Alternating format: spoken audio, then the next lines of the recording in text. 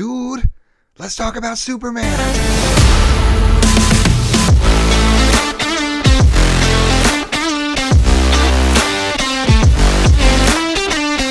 As you can see, I spared no expense on that amazing graphic and the music to accompany it. So I hope you're all appreciative of the amount of effort I put into that. But let's get into Superman. Very excited to talk about this. I want to answer some questions like, why did Hitler call Superman a Jew at one time? Why is Superman bulletproof? Of course, we all know the mythos behind it, the story behind it, but what's the real reasoning? You know, what's going on in that? So let's go back and start with the Immigration Act of 1924. I know that seems like it's a little removed. Superman was created in 1938, so we're talking a full 14 years earlier.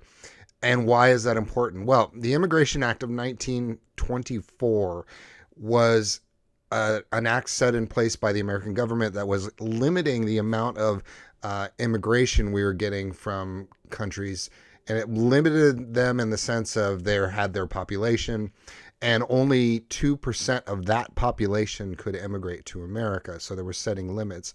This was very much focused at Eastern Europeans, and very specifically, a lot of Jewish people at the time were the subject of this limitation. It was intended to preserve American homogeneity, which is an odd statement because I don't really believe America has homogeneity. America is the melting pot where the big group that became a country, and that's what's great about it. So it's kind of ironic that, we were trying to put these laws into place at the time. But among the people that were immigrating here into America in that period of time were the parents of two people named Jerry Siegel and Joe Shuster. Now, those, as most of us know, were the creators of Superman. And they were the children of Jewish immigrants. Their parents were Jewish immigrants that came in that time of the Immigration Act, or around it. Now, they created this story, and it was very interesting because they created it in a very similar manner to the story of Moses. For those of you that don't know, the story of Moses was Moses' mother, when he was born, she put him in a basket, like cradle, something like that, to float down the Nile. Eventually came to rest by the Pharaoh and the Pharaoh's wife. The Pharaoh's wife, of course, adopts Moses and raises him as royalty. So now think of the Superman origin story, whereas Krypton is a dying planet and his parents put him in a little rocket and he goes across the river of space and ultimately lands where he's adopted by two very nice people, the Kents. So you get that comparison to Moses right away, interestingly. And also it's some have said that the word Kal-El, when written in Hebrew, looks, well, when you compare it to the Hebrew voice of God, some have said it looks similar. I have some trouble drawing that in my head, but maybe I'm not seeing it written right. But that's a comparison. So obviously we do have strong Jewish roots in the Superman story. So for once, Hitler wasn't necessarily wrong, and we'll take it. It's a great immigrant story, and that's one thing I really love about this story. We'll get into that a little bit more. Siegel's father actually died in a robbery attempt in 1932, and you can't help but wonder, did that play a little bit into writing the story of a bulletproof man?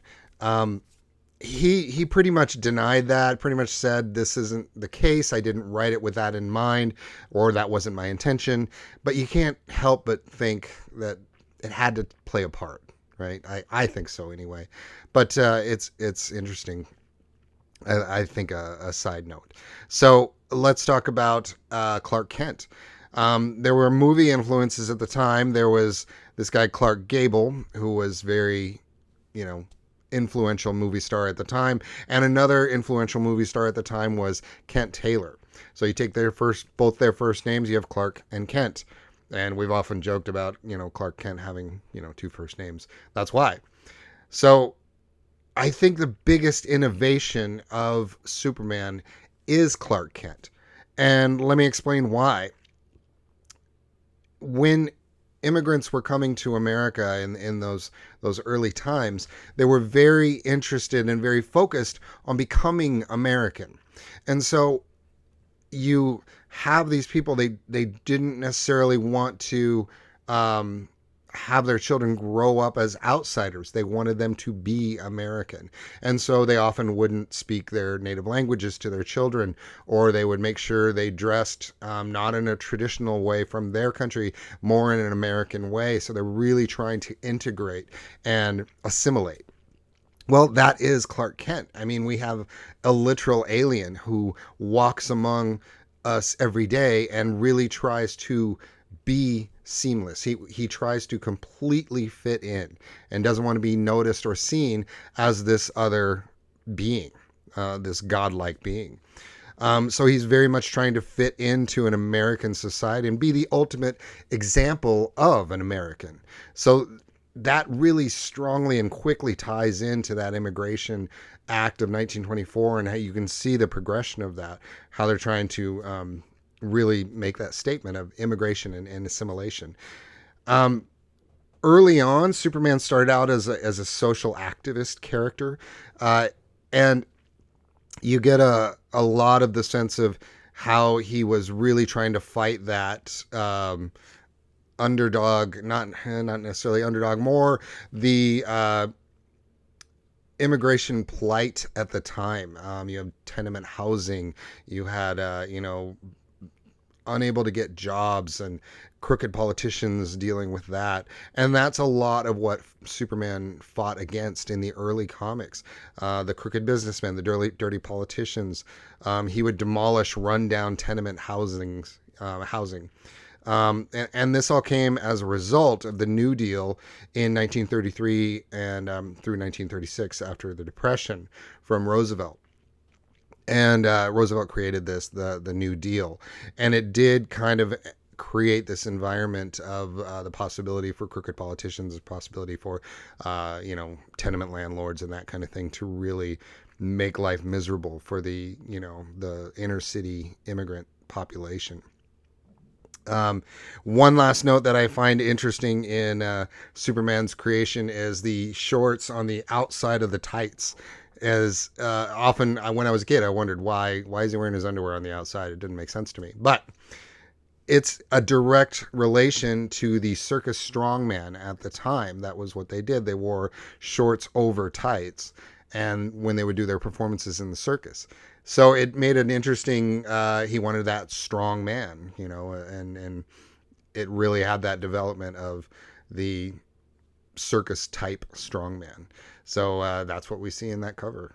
So I'm happy to share this stuff with you. So please check out my next video. I think I'm going to start talking about Batman next. Might go through the big three first. Batman, Superman, Wonder Woman. That sounds good to me. So let's do that.